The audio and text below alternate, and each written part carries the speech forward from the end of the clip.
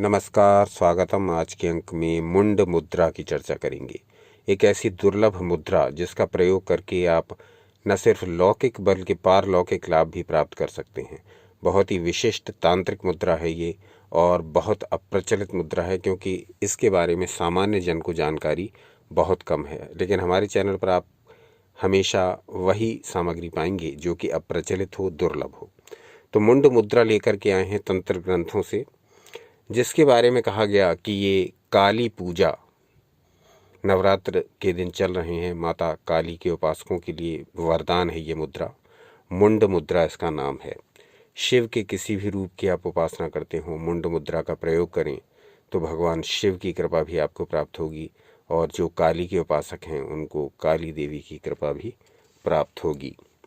तो आध्यात्मिक रूप से ये साधकों के लिए बड़ी उपयोगी मुद्रा है।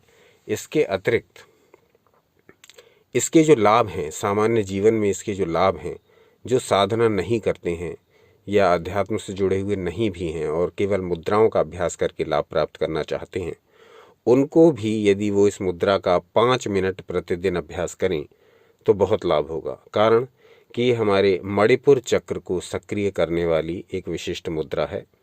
इससे क्या होता है, हमारी इम्यूनिटी पावर बढ़ती है, रोग प्रतिरोधक क्षमता को बढ़ाने वाली यह एक विशिष्ट मुद्रा है। इसके अतिरिक्त नकारात्मक ऊर्जा का शमन करने वाली मुद्रा है ये। नकारात्मक ऊर्जा का प्रतिरोध और शमन, किसी भी प्रकार की नेगेटिविटी, चाहे वो आपके मन के भीतर से हो या परिस्थितियों वश हो या किसी द्वारा कराए हुए अविचार प्रयोगों द्वारा हो, यानी नकारात्मकता किसी भी रूप में हो, उसको नष्ट करने वाली है ये विशिष्ट मुद्रा जिसका नाम है मुंड मुद्रा। किसी भी प्रकार की नज़र, तंत्र बाधा, टोटके आदि से भी मुक्ति दिलाती है ये मुंड मुद्रा।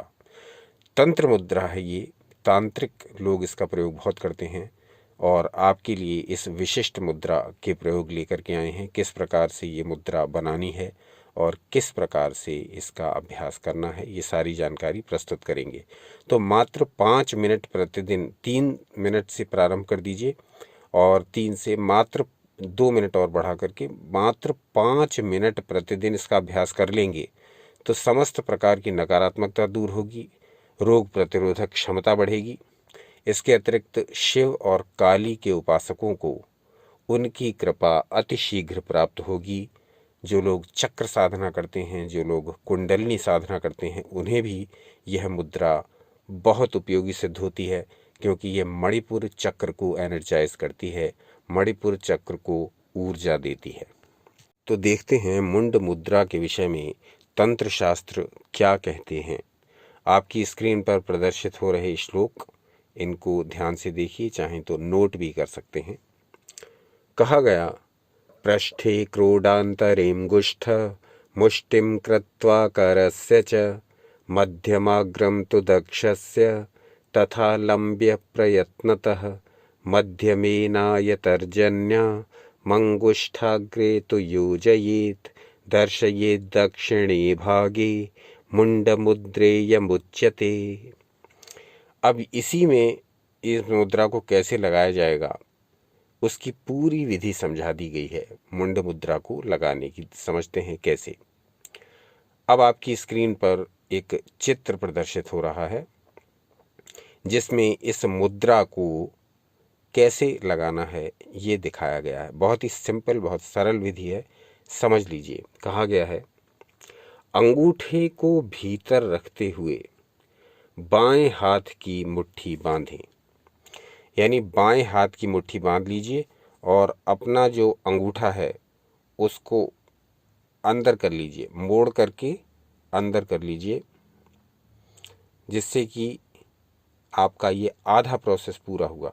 बाएं हाथ की मुट्ठी अंगूठे को अंदर रखते हुए बंद कर लीजिए।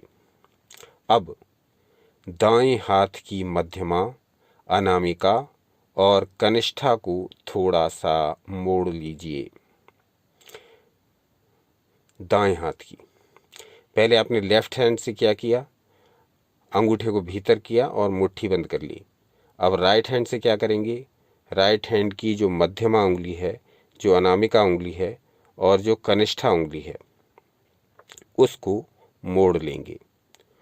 अब अपने इसी राइट साइड के राइट हैंड के अंगूठे को राइट हैंड की तर्जनी के मध्य पर्व पर लगाएं।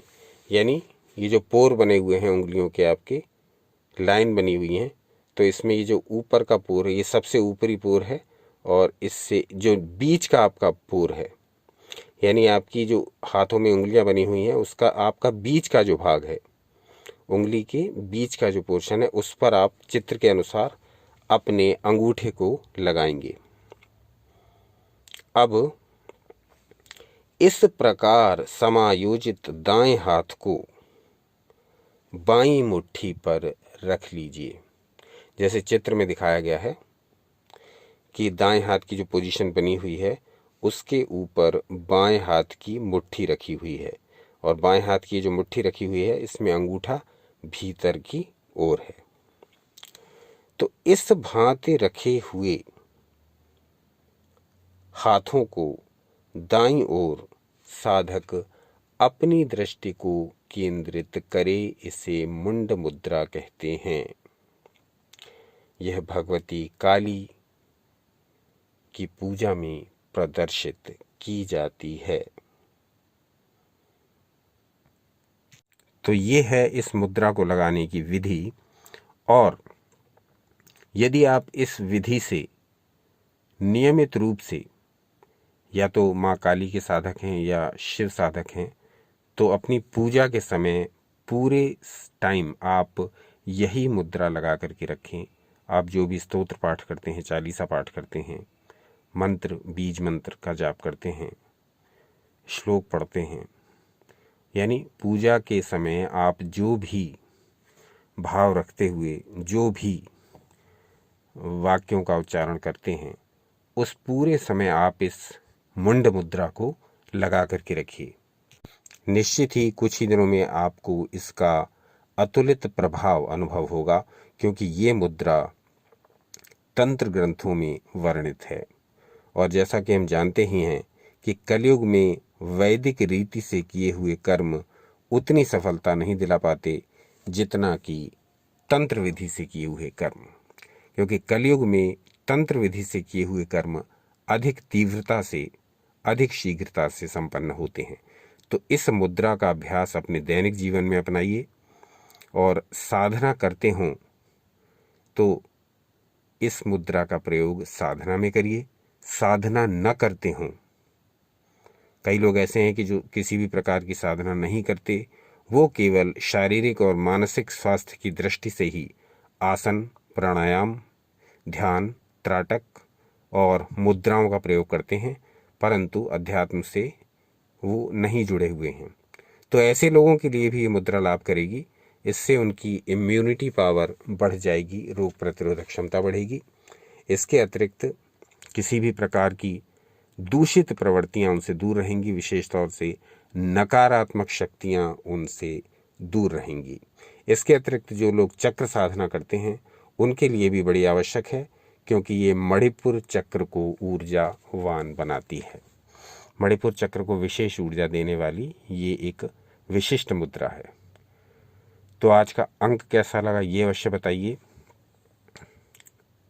यू एंड योगा हमेशा यही प्रयास करता है कि आपके समक्ष वो सारी सामग्री लेकर के आई जाए जो लुप्त प्राय हो गई है, जिसके विषय में नई पीढ़ी को कोई जानकारी नहीं है, जिसके विषय में कहीं चर्चा नहीं होती, जिसका साहित्य भी बहुत कम मात्रा में उपलब्ध होता है।